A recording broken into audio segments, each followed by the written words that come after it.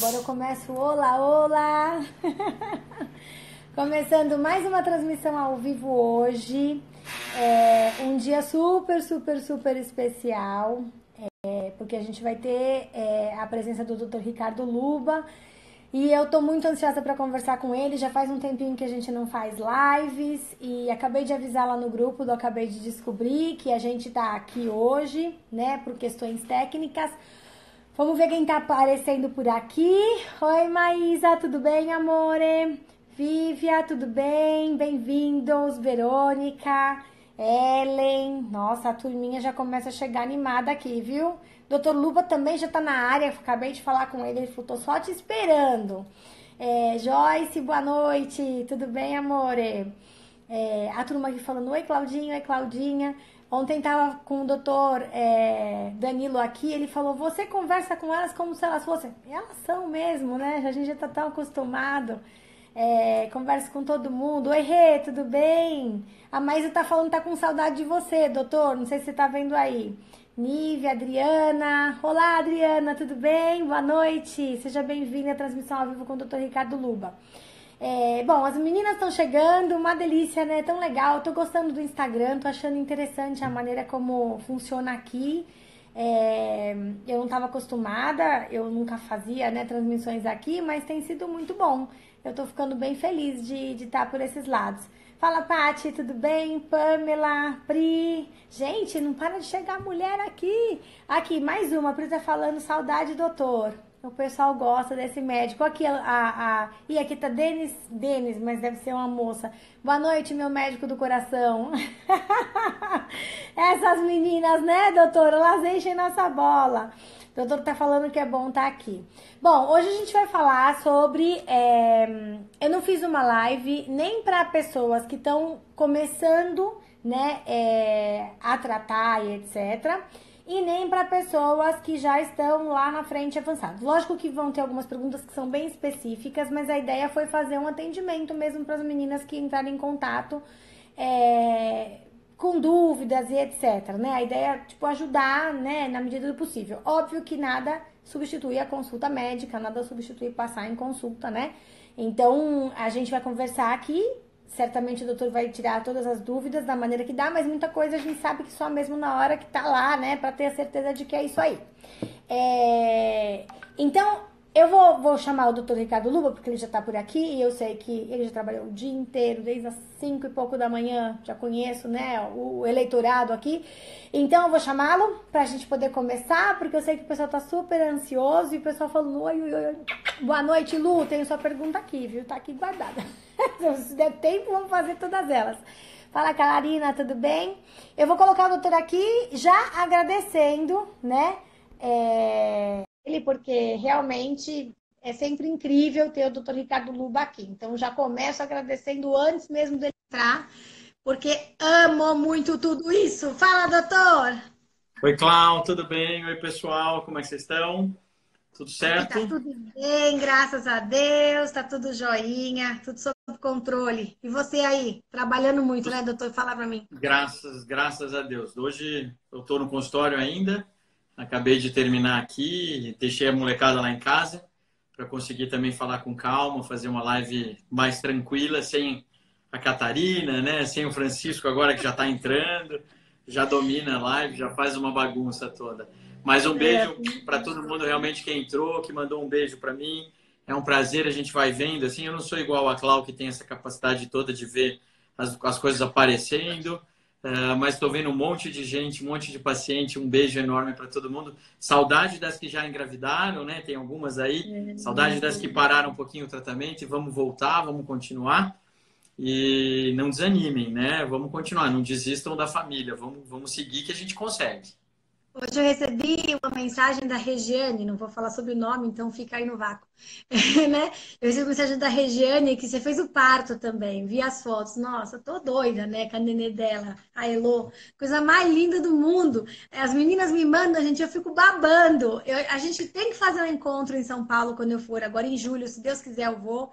A gente vai fazer um encontro com todas as mamães. Aí o doutor Luba vai lá para conhecer a molecada que não conhece, né? Certeza. Não, porque tem, como assim, né? Eu não faço muitos pré-natais, a gente realmente faz alguns, uns ou os outros, mas o foco principal, né, na verdade, é ajudar a engravidar e seguir o caminho.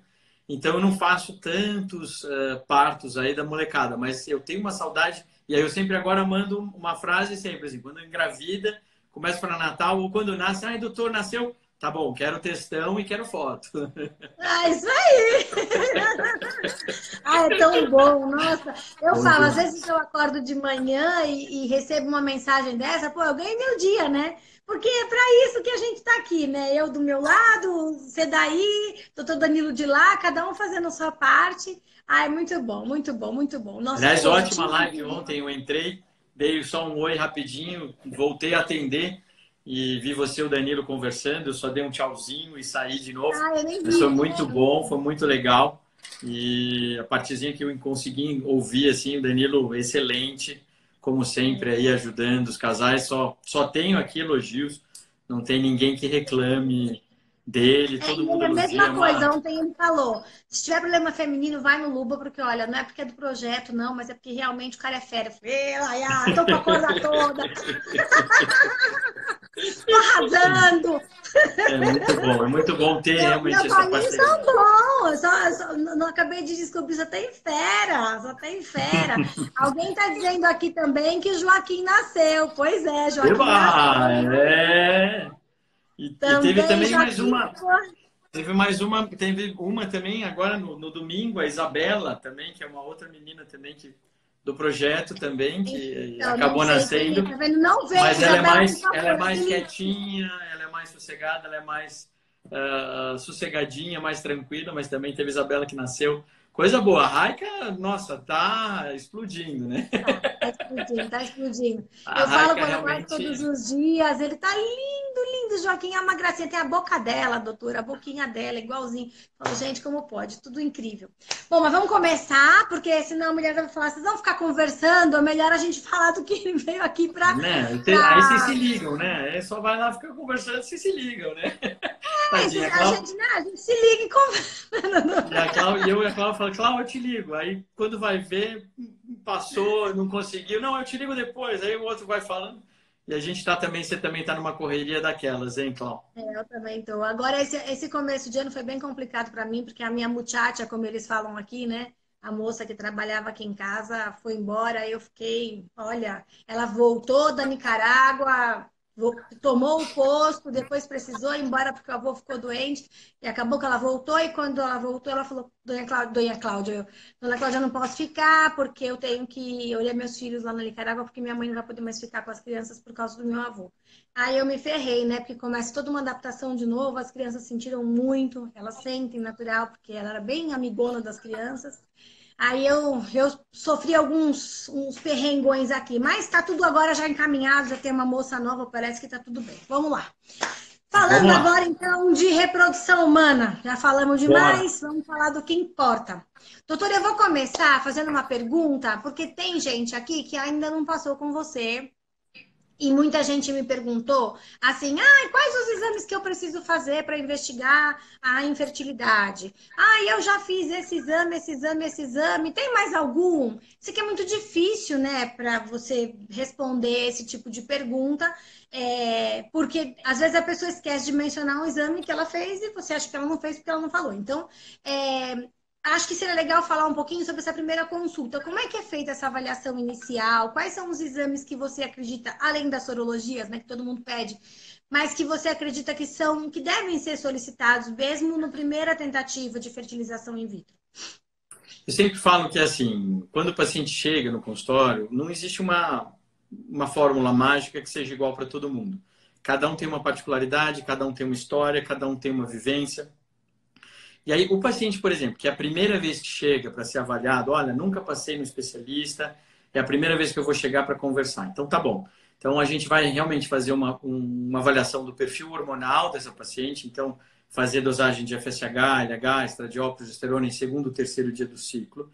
É importante, para mim, na minha concepção, fazer o antimileriano. Eu vejo uma importância grande nesse exame para definir protocolo, para definir estratificação de grupos, né? A gente hoje eu trabalho muito tentando definir grupos E aí, dentro desses grupos de definição, a gente entende quais são as melhores opções de medicação, o que, que a gente deve fazer.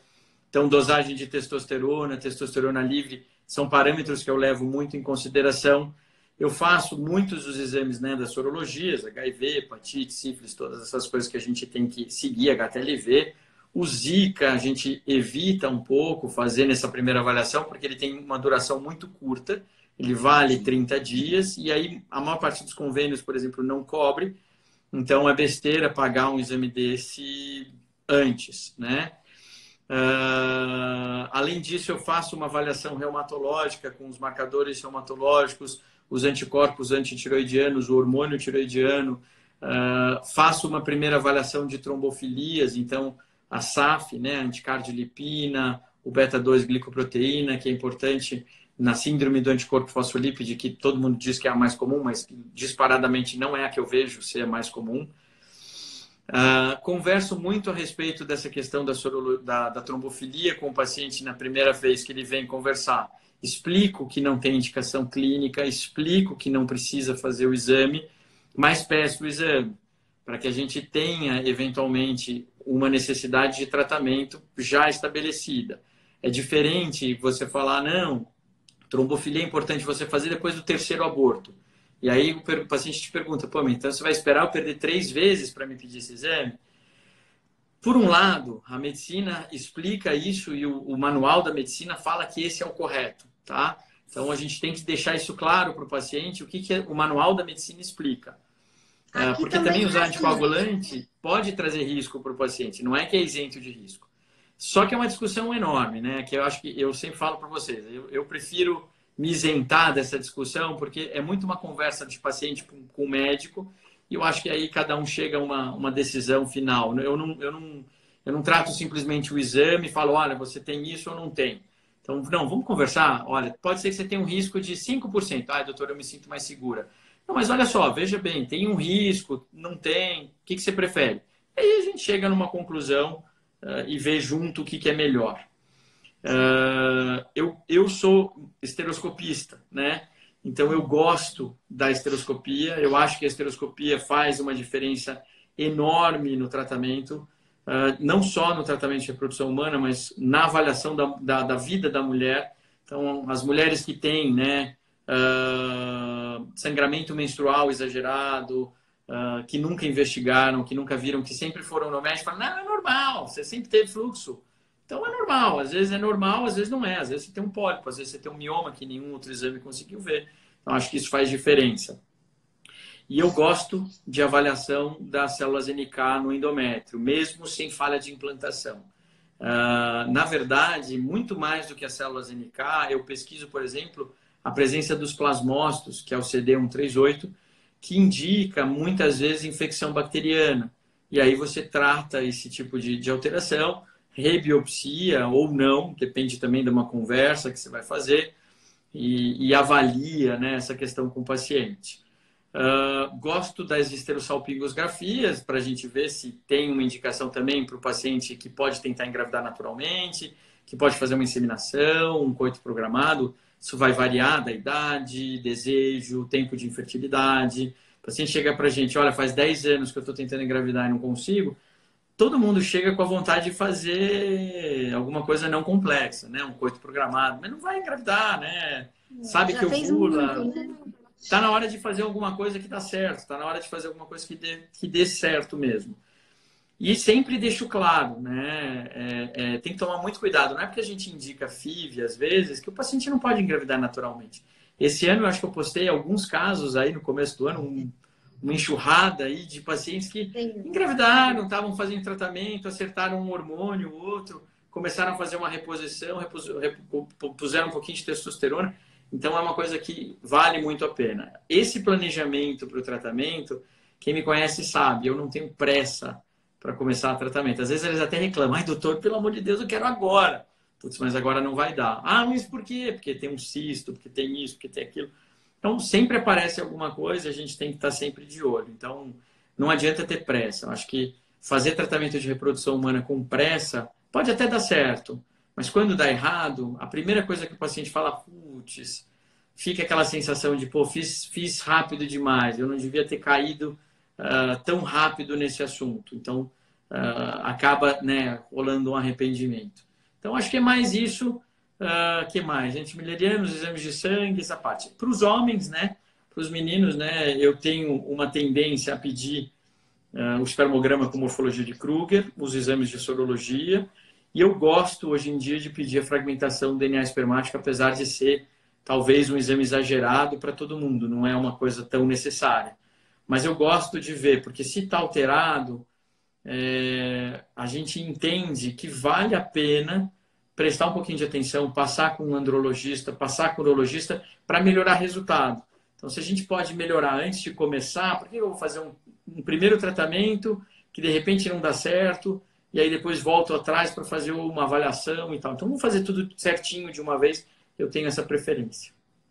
E tá sendo incrível isso, porque eu vejo, né, as meninas passam com você, aí elas vêm falar comigo, o doutor falou para eu passar com o doutor Danilo e tal, porque, enfim, tem alguma coisa no espermograma do meu marido e ele não quer arriscar. Isso é legal, porque assim, a gente tem 2 super médicos trabalhando, né? Esses dias até eu fiz um post, porque eu fico encantada. As meninas são muito generosas com a gente, essa que é a grande verdade, elas são lindas.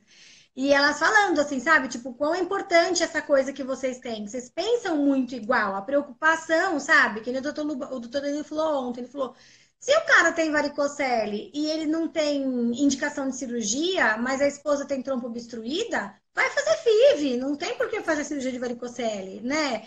Ele tá com um espermograma normal, tipo, todo mundo tem, 70% das pessoas têm varicocele, só que não são as 70% das pessoas têm realmente infertilidade, então não adianta. Então, eu acho que esse bom senso, sabe, que vocês trabalham, é tão legal de ver. Eu vou falar, eu sou apaixonada, eu sou babona mesmo, babo mesmo, doutor, eu gosto dele, sou apaixonada, acabou, falo logo, digo logo. E não sou só eu. Se eu fosse a única, tudo bem, mas não sou, então tá bom. Bom, meninas, uma das coisas que eu queria comentar com vocês em relação também ao doutor Ricardo Luba, que eu vejo o comentário das meninas, não é por mim, nunca fui paciente do doutor, quer dizer, sou, né? Mas não sou de fertilização. Agora virei online, né? Quando tem algum problema, eu pergunto para ele, porque eu tenho um pouco de receio aqui. Então, quando acontece alguma coisinha aqui, eu falo, doutor, me ajuda aqui e tal. Enfim. E aí, eu percebo que ele também não fica, sabe, naquele desespero de ficar passando para a pessoa coisas que não são necessárias. Né? A gente vê, por exemplo, casos que a menina tem 30 anos, sei lá, vou colocar bem simples, né? Trompa obstruída, marido ok, vai ter que fazer PGD. Aí o doutor Luba, eu sei que ele falaria, não tem por que fazer PGD, você não tem nenhuma alteração genética, você é jovem, seu marido é jovem, vai fazer por quê? Então, são coisas que também faz diferença no final, no valor final que você paga o tratamento, né? Você pode investir esse dinheiro em outras coisas que são mais importantes para você agora, nesse momento. Então, eu acho que tem uma honestidade, uma transparência aí muito legal em relação à maneira como ele atende todo mundo. Doutor, vou parar de encher sua bola, que as pessoas vão falar, ver o que fazer o quê? É que eu tô numa fase, assim, recebendo tanta mensagem linda que eu tô apaixonada. Mas vamos lá. A Gisele pergunta assim, a reserva ovariana bem baixinha, FSH normal, quais as chances e se há possibilidade de tentar com os próprios óvulos? Ela tem 37 anos. Essa pergunta, eu vou aqui olhar um pouquinho aqui no computador, eu vou fazer aqui uma calculadora rápida. Ela tem 37 anos, eu vou colocar alguma coisa meio sugestiva, assim. A gente tem 2 formas de calcular... O antimileriano dela. O antimileriano 0,10. Tá. Bom, ela é bem baixa, esse antimileriano, né? É um antimileriano que a gente assusta um pouquinho pela idade. Mas se a gente for levar simplesmente a idade, o fator de infertilidade como reserva ovariana baixa, a gente vai ter mais ou menos uma taxa de sucesso dessa paciente por uma calculadora que eu uso 2 calculadoras. Ou eu uso o Poseidon, que é o que eu mais gosto, mas é um pouquinho mais... uma coisa mais médica, vamos dizer assim. E tem uma outra calculadora que é facinha, chama-se SART Calculator, que você põe na internet, escreve lá SART Calculator, você encontra. E aí ele te fala mais ou menos a sua chance de acordo com o teu diagnóstico, o teu peso e a chance de você ter um bebê vivo em casa, tá? Então, pensando na reserva ovariana baixa, colocando uma estatura média de 1,65 m, 60 kg, por exemplo, essa menina tem 25% de chance de ter um bebê em casa no primeiro ciclo, tá? Se ela fizer um segundo ciclo, e aí ciclo entende-se, né, uma nova estimulação, não é só uma tentativa, é o ciclo inteiro. Ela tem 40% de chance de ter um bebê em casa. E aí, se ela fizer um terceiro ciclo, ela tem 52% de chance de ter esse bebê em casa. Nossa, que incrível Agora, essa calculadora, não? a grande questão que eu acho aqui é a seguinte: o que vai fazer a gente saber essa questão principal? É ter um maior número de óvulos. Para a gente ter mais óvulos, a gente tem que ter mais embrião. Isso é mais necessário. Então, por que a gente vai aumentando a chance conforme a gente aumenta o número de tratamentos? Porque a gente vai chegando mais perto da chance de ter um blastocisto euploide, por exemplo, para que a gente consiga esse bebê em casa. E se eu tiver um blastocisto euploide, eu tenho por volta de 60% de chance de ter um bebezinho lá em casa com isso. Então, quando a gente vê, por exemplo, claro, uma paciente de 30 anos, com um marido com 30 anos, um ovário policístico, e ele pergunta para mim, doutor, você acha que vale a pena eu fazer biópsia do embrião? Eu acho que não, acho que não vai mudar a diferença se ela vai engravidar ou não. Mas, uma vez eu vi esse exemplo, eu achei muito legal, a questão da biópsia embrionária, ela é como se fosse um fast pass. Então, você na realidade, você acaba tendo uma facilidade maior. Se você vai entrar na fila, pode ser que você engravide. Se você fizer o teste da embrionário, pode ser que você consiga aquela pulseirinha que você passa e engravida antes. Vai mais rápido. Você vai ter uma chance por aquela transferência, não pelo ciclo. Então, às vezes não tem dinheiro para fazer o PGT. Isso não é um problema, porque o resultado do tratamento não vai mudar. Vai mudar, talvez, o número de tentativas que esse paciente vai ter. E isso, às vezes, traz um custo que a gente fala. Às vezes você economiza no PGTA, mas você acaba gastando em mais tratamentos. Então, não sei se é uma coisa tão boa. Agora, quando o paciente fala para mim, doutor, eu tenho 30 anos, mas eu não quero ter de jeito nenhum um bebê com uma possível alteração, né? E isso é uma coisa que a gente vê cada vez mais as pessoas conversando. Vale a pena? Vale a pena. Eu acho que aí tudo bem. Se realmente você tem esse receio, eu acho que não vai fazer diferença. Mas se você tem esse receio, vamos embora, vamos fazer. Eu acho que é isso aí. Então, essa é a chance. Então, uma paciente de 37 anos com reserva ovariana baixa, sem outros fatores, claro que muito baixa, né? É um pouquinho menos do que isso, mas vai ter 50% de chance de engravidar em 3 ciclos, tá? 3 ciclos são 3 tratamentos, não é só 3 tentativas de gravidez. E se ela faz ovo recepção? Você Isso indica no muda. caso dela ou é melhor ela tentar com os próprios óvulos ainda? É uma questão de escolha dela. Como é que é? Eu converso muito com essa paciente, porque assim, o antimileriano de 0,1 é uma chance muito grande de cancelamento de ciclo, de ter um óvulo por vez, e isso pode impactar no resultado. Mas normalmente o paciente precisa tentar, né? Ela quer tentar. Deixa eu tentar, doutor, deixo, sem problema nenhum. Quantas vezes você quer tentar? Eu quero tentar umas 2 vezes, porque eu acho que de repente se eu tiver 2 blastocistos eu consigo engravidar. Tá bom, vamos tentar, vamos embora. Chegou a primeira, fez, de repente não conseguiu o embrião, a conversa muda, o paciente volta e fala, doutor, acho que eu quero tentar óvulo doação, acho que não vai insistir aqui. Dá para conseguir, tá bom? Não é que não dá. 37 anos, reserva ovariana baixa, a gente consegue engravidar. 42 com a reserva de 0,10, aí eu já penso em, já no começo, já induzir para uma óvulo doação. Não, eu prefiro tentar. Vamos tentar, sem problema. Não tem problema algum, tá? Acho que isso é importante. É tudo uma conversa. É difícil a gente aceitar, né?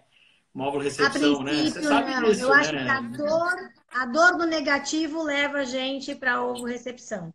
Porque A quando gente o médico começa a pensar fala, numa coisa mais fácil, né? exatamente, porque a gente vê que realmente a estatística está lá, ela existe, dá certo esse negócio. Eu E a falo por chance de mim, se engravidar é muito fosse melhor, fazer, eu né? não Se você faria, mas pensar na óvulo doação, que você vai ter 40, 60% de chance de engravidar em um ciclo, pô, por que eu não vou tentar, né? Faz muito bem isso. o que eu tenho feito com as meninas quando a gente conversa, e acho que você percebe isso no seu consultório, é que quando ela já tem acima de 40 anos, eu já converso com ela aqui já. Quando ela vem me contar a história dela, eu já falo. Eu passei por isso, não comete esse erro, sabe? Assim, eu já falo a real mesmo, porque Eu sei quando dói, né? Você levar um negativo, aí você faz o segundo, outro negativo, e se eu fizesse um monte, talvez eu nunca fosse conseguir, porque eu já estava com 42. Então, é uma dor tão grande que eu não desejo que ninguém sinta. Então, quando alguém vem conversar comigo, eu sento, eu falo, eu converso, eu perco o tempo que for. E tem um vídeo legal lá no canal do YouTube também, que chama Tudo sobre Ovo Recepção. Eu fiz baseado nas nossas conversas aqui. As pessoas amam esse vídeo, porque realmente mostra que, tipo, não é pegar uma célula de uma outra pessoa, colocar em você e criar o filho do outro. Não tem nada a ver isso daí, né? Pega essa célula, põe no pé da árvore, não É cresce. completamente Você está diferente, né? alimentando, né? Você está criando aquele ser. E as pessoas têm preconceito. Eu mesma, quando eu fiquei sabendo, eu não conhecia nada. O médico falou, eu falei, não, tá tudo bem comigo, eu vou fazer com meus óvulos, com 42 anos, olha, inocência. Hoje eu sei, hoje eu sei, que inocência. Eu costumo brincar muito com as pacientes porque eu sou bastante direto, né? As pessoas sabem, quem me conhece na consulta sabe que eu não fico de muito rodeio, a gente conversa, e isso é uma coisa, inclusive, que eu treino hoje em dia para não ser tão direto. Às vezes a gente... Que sol invejável esse seu sol aí, hein? Tá maravilhoso. Deve estar uma beleza aí, hein? Aqui tem um pôr do sol, se der para ver o pôr do sol hoje, é que ainda não começou. Gente, é laranja o negócio, é bonito pra caramba. E ele tá se movimentando, eu tô fugindo dele, ele não tá adiantando. Uma coisa que eu vejo Aqui por muito, atrás. que é Oi? essa questão, uma coisa que eu falo muito com o paciente da óvulo doação, é tentar mostrar caminhos para que ela consiga entender que esse caminho é diferente, que você gesta, que você vai ter uma gestação, que você vai ter essa experiência de sentir um bebê se mexendo e que você vai criar esse bebê realmente como seu filho. E aí eu converso muito com os pacientes depois que nascem o bebê e a gente conversa muito a respeito de, por exemplo, rejeição, se você tem algum sentimento dessa forma ou não. Também pensando um pouquinho, né, nessa coisa de depressão corporal, tentando mapear um pouquinho, né, quem que é o paciente de risco que vai ter mais isso ou não. E assim, eu nunca consegui ver nenhuma mulher falar para mim que rejeitou, que não sentiu, nem marido, ninguém. É algo maravilhoso, que é o poder que uma criança tem de nascer e bater aquele sorrisinho, você fala, nossa, acabou, desmonta todo mundo. Mas é isso mesmo. Eu falo aqui em casa, os meus não tem nada a ver mesmo comigo, não nasceram da minha barriga.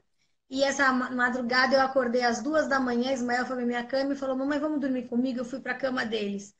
Deitei ali, eu fiquei até umas 2h40 só beijando eles. Eu beijo, É uma beijo, beijo, delícia, beijo. é muito gostoso. Você Uma fica, delícia, beija, gente. aproveita, esmaga. É muito E bom. daí que não tem meu sangue, meu Deus do céu? Eu sou O positivo, meu marido é O negativo, eles são A. Aí que é A, eu beijo, amasso, aperto, é meu filho, e pronto, né? E você vê, não vi nascer nada, tenho eles comigo 1 ano e 2 meses. E é um amor, é um negócio que, tipo, se o bicho corta um dedo, parece que o meu tá sangrando. É um negócio doido, não tem o que falar. Então, imagina se você gerou esse bebê, né? É que a gente realmente precisa ouvir mais sobre o assunto. E eu tô fazendo isso bastante, porque eu acho importante. A gente teve uma história que foi muito legal do projeto, né? Uma paciente que ela tinha feito um tratamento e não tinha dado certo, tinha um fator masculino muito difícil de lidar. Ela saiu daqui, passou em outro colega que acertou uma vitamina e foi excepcional. A vitamina mudou o relacionamento aí do sêmen dele, né, com a gente, né, com o tratamento. Aproveitamos, continuamos com a medicação e ela voltou para um novo tratamento. Ela não tinha tido, já tinha feito 2 tratamentos anteriores, nunca tinha tido um blastocisto, transferiu 2 blastocistos, bons blastocistos. Depois ela descobriu que ela teve uma implantação, rolou um beta, que depois diminuiu, né? Então, assim, o beta aconteceu, né? E depois não evoluiu. Então, ela ficou triste porque não tinha dado certo. 3 dias depois desse beta, ela recebeu uma ligação do fórum. Eu até me emociono. E ela conseguiu o bebezinho dela, né? Eu fico emocionado realmente porque é o jeito de você escolher a sua família, né? É muito maior do que ter um filho, do que qualquer coisa. Então, isso é muito forte. sanguíneo, né? Uma coisa assim de sentir. E emociona. É gostoso, né? É demais, é demais. Mas Eu vamos lá, falo vamos para a assim, pergunta técnica, senão eu eu vou sou começar a chorar aqui, completamente não vai doida dar nos certo. meus. Vamos. A gente fala, outro dia a gente marca um dia para falar de histórias de adoção com fertilização. Maravilha, vamos que vamos. Vamos lá. A Andressa, ela quer saber um pouquinho sobre células NK aumentada. E eu tenho uma pergunta também que eu não consegui responder para a tentante. Acho que é Jocélia o nome dela, não me lembro. Acho que é a Jo. Que tem a ver com isso, que ela estava com 10% de células NK. E eu não sei se eu estou equivocada ou não, mas eu acho que você tinha dito que até um percentual, acho que 15 ou 30, não me lembro mais, não precisava tratar, que as células NK, inclusive, eram importantes ter. E essa profissional que está fazendo tratamento com ela, queria que ela tomasse medicamento para essa célula NK. Eu falei, olha, eu não tenho certeza. Eu falei, eu quero realmente conversar com o Dr. Ricardo Luba na transmissão ao vivo. Eu vou perguntar e depois eu te digo, ou se você tiver. Ela deve estar por aí assistindo. Mas a pergunta é, o que são exatamente as células NK aumentadas? O que elas fazem? E se existe realmente, é que agora eu acho que eu escutei você falar isso, esse percentual e se deve tratar sempre ou não? Qual percentual é esse? Isso é uma discussão homérica, cada um fala uma coisa. Tem gente que acredita nas células NK, tem gente que não acredita. Isso não existe um consenso, cada médico trabalha de uma forma. Então, é muito importante deixar claro que não existe certo ou errado nisso, porque não existe nenhum tipo de comprovação científica de que isso faz muita diferença ou não, tá? Existem algumas comprovações científicas do que piora. Então, por exemplo, eu tenho um aumento das células NK, eu resolvi fazer um tratamento com o lipofundin, que é uma forma que a gente tem uma solução endovenosa, e aí fizeram um trabalho e comprovaram que o paciente que tem mais de 40 anos não deve tomar o lipofundin, porque piora as taxas de sucesso em tratamento. Então, assim, esse paciente não deve fazer isso. Agora, quanto que é o valor que é considerado normal das células NK? Então, tem trabalho que fala que é 30%, tem trabalho que fala que é 20% e tem trabalho que fala que é 98%. Depende da fase do ciclo e depende de como você vê isso. Então, acho que o mais importante é o seguinte.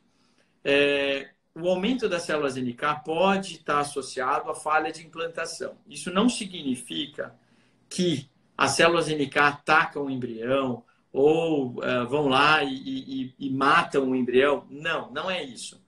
É uma questão de resposta imunológica. É como uma alergia, vamos dizer assim, que você tem, por exemplo, pó que deixa alguém com rinite. Então a pessoa espirra, mas o pó não é nenhum tipo de malefício para aquela pessoa, ela só tem uma resposta exagerada. Então, para o embrião implantar, ele precisa de uma resposta adequada do sistema imunológico da mulher. Então, a gente costuma brincar na reprodução que tem que rolar um namoro.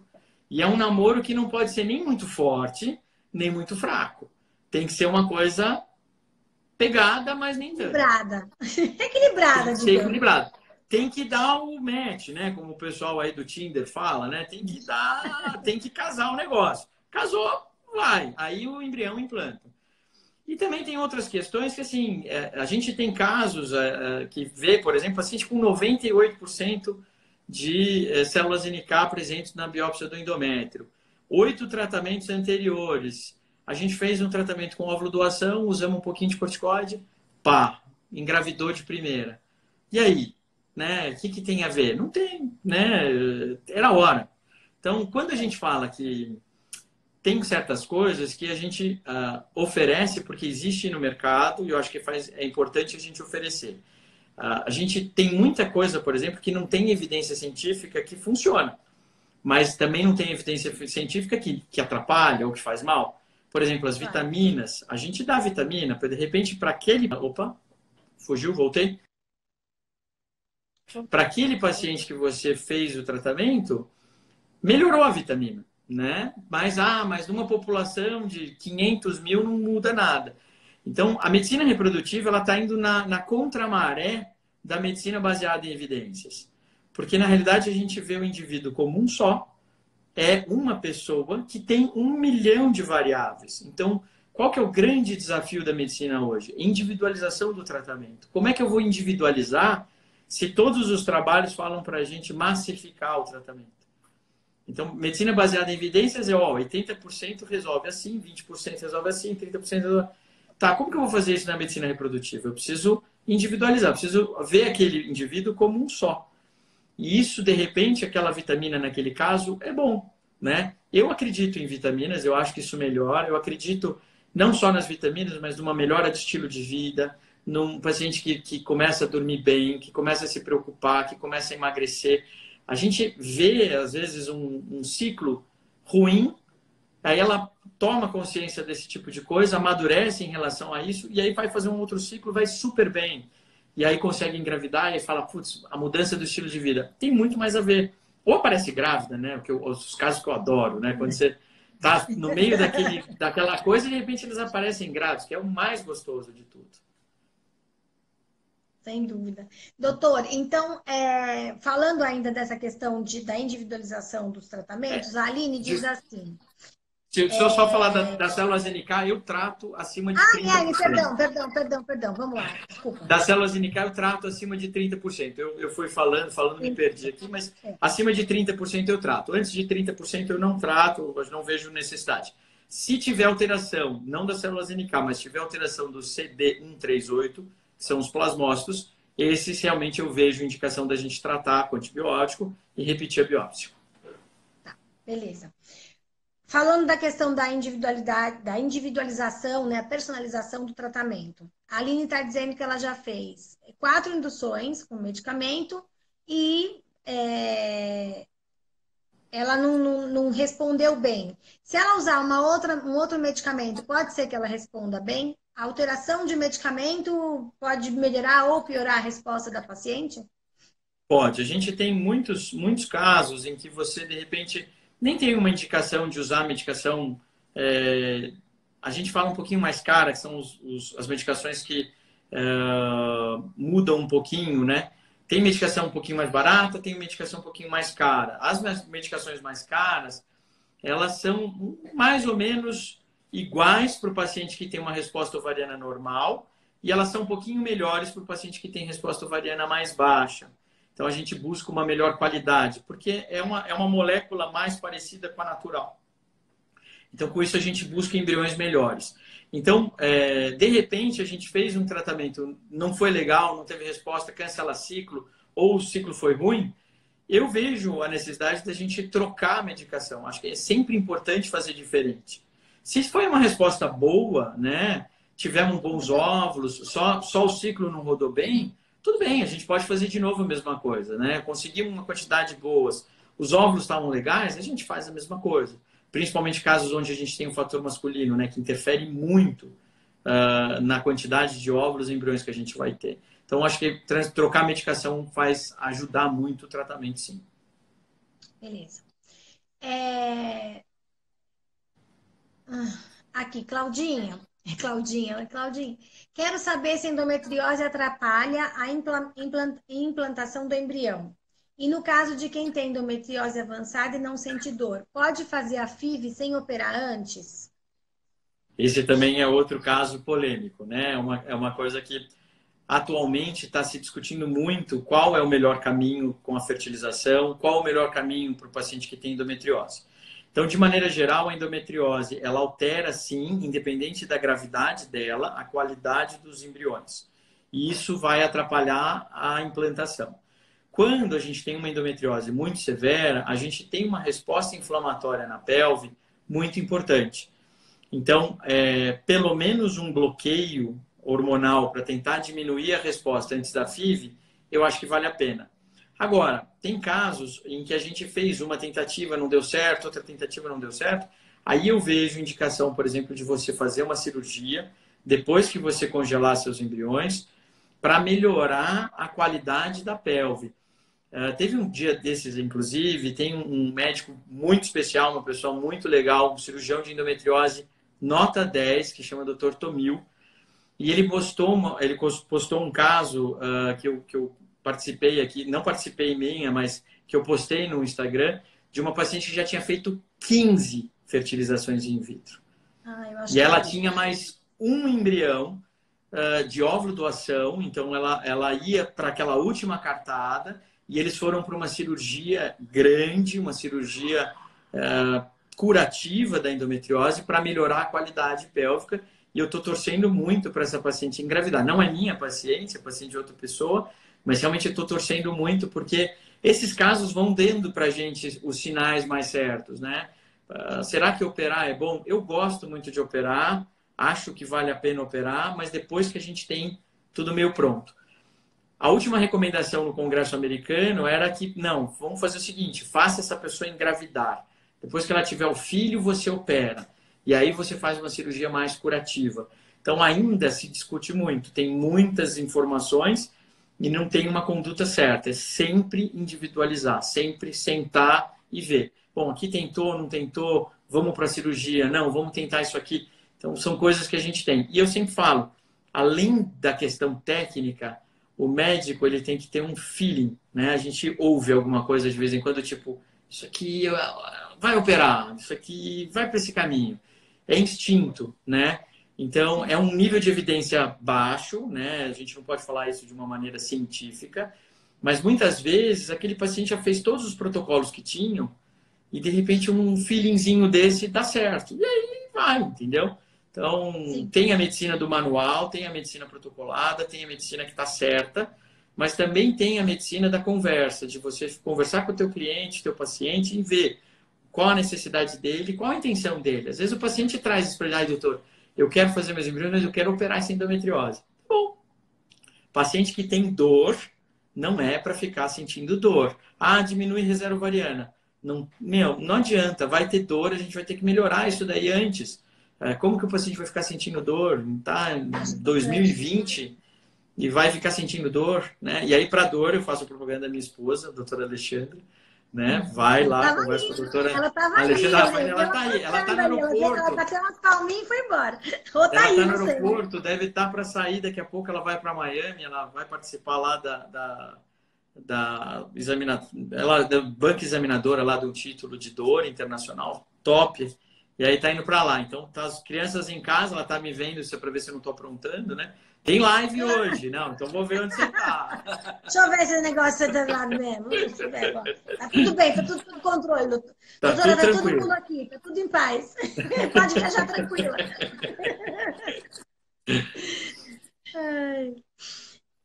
Enfim, é isso? É isso, eu acho que assim, tem que conversar, tem que ver. Não existe uma questão tão exagerada que a gente precisa operar sempre ou fazer isso. Não existe uma coisa engessada. Eu acho que a gente tem que conversar todas as vezes para ficar tranquilo em relação a qual conduta tomar. Mas eu sou fã dessa questão de você induzir, congelar e depois operar e transferir depois os embriões. Eu gosto dessa conduta. Eu acho que é uma conduta legal. Legal. Líquen escleroso na vulva impede engravidar? Não. Vida normal, tem uns creminhos que a gente dá para melhorar o líquen, tratamento tranquilo, clínico, mas não vai impedir de engravidar. Se tiver dificuldade de engravidar, pesquisar algumas outras alterações reumáticas, doenças autoimunes, que a gente pode eventualmente ter dificuldade por causa disso, mas nada diretamente relacionado ao líquen, não. Eu vou falar, porque ela tá achando que, até se ela vier falar comigo de novo, eu vou falar, você toma vergonha, vai procurar uma outra resposta, porque não é por isso que você não está engravidando. A Nana está perguntando assim, queria saber para que serve o remédio DHEA? O DHEA é uma vitamina, na verdade, ela ajuda a melhorar os níveis de testosterona. Em pacientes que têm testosterona baixa, o DHEA associado à coenzima Q10, ela tem tido uma boa resposta em aumentar o número de óvulos captados no paciente. Em alternativa ao DHEA, tem muita gente também utilizando a testosterona bioidêntica, pode ser o gelzinho de testosterona, ela ajuda muito na conversão hormonal e vai ajudar a você buscar, né, uma maior quantidade de óvulos. Isso é para tentar mais óvulos. DHEA e coenzima Q10 e a testosterona pré-tratamento, eles servem para ajudar o paciente que tem uma testosterona mais baixa a ter mais óvulos. Funciona em alguns casos, em outros nem tanto, mas a gente continua dando. Eu sou fã do DHEA, eu gosto bastante. Ok. A Lu disse assim, inclusive ela tá por aí, que eu vi ela. Possui um muco muito grosso, estilo gelatina incolor. Dá para amassar e fazer bolinha. Após ele aparecer, eu ovulo em 2 ou 3 dias. Sei porque a menstruação bate contando os 14 dias. Será um fator agravante? Meu esposo também tem oligospermia com 12 milhões total. Eu acho que a oligospermia é mais importante do que o muco. Agora, eu não entendi. Ela consegue fazer bolinha com o muco? Como que é isso? Eu Dá não para entendi isso. amassar e fazer bolinha. Aí talvez não seja muco, talvez, porque o muco, na verdade, ele é transparente e elástico. Então você não amassa, você não faz bolinha. Talvez tenha uma candidíase associada, um corrimento bacteriano associado que a gente tem que tratar. Porque o muco, na verdade, elástico, ele é elástico, né? Ele só, você põe ele no dedo assim e você estica, como uma clara de ovo. Não dá para fazer bolinha, né? Então acho que deve ter alguma diferença aí. Talvez passar no gineco, dar uma examinada, ver o que é isso aí. Tá joia. Então, o problema pode ser mesmo o fator masculino, né? A Michelle tá falando aqui que tem útero bicorno e ela já teve uma gestação ectópica. Ela tem chance de fazer uma fertilização e dar certo? Tem, claro que tem. As malformações uterinas, elas normalmente elas estão associadas a mais taxas de aborto. Então, não quer dizer que a infertilidade pode acontecer pela malformação uterina. As falhas de implantação podem acontecer. Então, os abortos de repetição acontecem em 15% pelas alterações de malformação uterina. Então, é uma das principais causas que a gente tem. Aborto de repetição é uma coisa que a gente, hoje em dia, não sabe muito quais são as causas. De 40% a 60% dos casos não se sabe a causa e associa-se normalmente à alteração genética do embrião. Mas a malformação uterina ela tem essa importância para o aborto.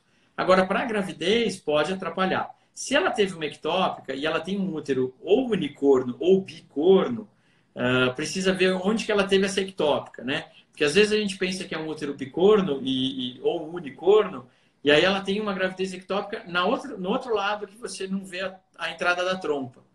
Aí você fala, bom, essa paciente talvez ela tenha um útero unicórnio, mas ela engravidou do outro lado. É diferente de ver. E aí você acaba vendo que ela tem uma passagem e aí acontece esse fator tubário. Toda vez que a gente tem uma ectópica, a gente tem que pensar, será que a minha outra tuba uterina é saudável? Porque se essa trompa, que ela não conseguiu fazer com que esse embrião descesse para a cavidade, ela tem alguma alteração, possivelmente a outra também tem alguma coisa. Normalmente relacionada a fator inflamatório. Então, a chance de se ter uma outra gestação ectópica é maior no paciente que já teve uma ectópica do que o resto da população comum. Ela pode engravidar naturalmente? Pode. Não quer dizer que não vai conseguir. Não é indicação de FIV você ter tido uma ectópica. Mas se você tiver uma ectópica e tiver infertilidade maior de 1 ano depois, procure um especialista, né? Pode ser que essa outra trompa também não esteja funcionando e aí uma fertilização in vitro é a principal indicação, é o fator tubário. E ajudaria muito porque o paciente engravida nesses casos. Muito bom. A última, hein? A última, mas não menos importante. Vamos lá. A Elaine perguntou assim, Clau, vou enviar uma pergunta para o doutor. Existe melhor momento para realizar o exame ERA? Um ciclo antes da transferência? O teste ERA é uma discussão tremenda, né? O teste ERA é um exame difícil. Muitos médicos discutem se ele realmente é necessário ou se ele realmente dá esse resultado todo que a gente quer, tá? Então é muito controverso a questão do ERA. Eu vejo indicação do ERA quando a gente tem muitas tentativas sem sucesso. É uma opção que a gente tem, é uma questão que a gente leva, que é essa questão do tempo de progesterona, tá? Então, existe um tempo ideal para você fazer o ERA que eu acho que é mais próximo, se você for fazer, mais próximo ao ciclo que você vai fazer o tratamento. Porque você vai ter que analisar aquela biópsia pensando num ciclo seguinte. Então, essa é a primeira controvérsia do exame. Então, muitos médicos discutem, pô, mas espera aí, por que eu vou fazer um teste ERA num paciente que vai fazer a transferência num outro ciclo? Como é que eu vou saber se essa biópsia ela é fiel para um próximo ciclo? E aí, conversando com o pessoal do Genomics, eu passei essa pergunta para eles e eles foram bem claros. Olha, se você for fazer o teste ERA, você precisa fazer o preparo do endométrio exatamente igual ao que você faz a transferência de embrião. Exatamente igual, né? Porque eu questionei com eles, pô, como é que a gente tem, por exemplo, um teste ERA diferente para cada paciente? Normalmente a resposta é essa. Cada um fez um preparo e aí você vai ter respostas diferentes. Então, o tempo certo do teste ERA é que você faça igualzinho ao ciclo que você vai fazer a transferência. Então, você vai fazer num ciclo ovulatório, faça o teste ERA no ciclo ovulatório. Você vai fazer a transferência num ciclo artificial, faça o teste ERA num ciclo artificial. Você vai fazer a transferência num ciclo induzido, né, com coleta de óvulo e tal, faça o teste ERA com uma coleta de óvulo igual. Ponto. Essa é a recomendação e o tempo certo. O ideal é fazer bem perto do ciclo que você vai transferir. E normalmente você faz de um mês para o outro. Fez a coleta, faz o teste ERA, faz a transferência, a sequência. Normalmente, quando faço o teste ERA, eu faço isso. Mas muito discutível também hoje em dia. Cada vez mais a gente vê muita gente falando a respeito disso e a gente acaba sempre gerando aí dúvidas se vale a pena, se não vale.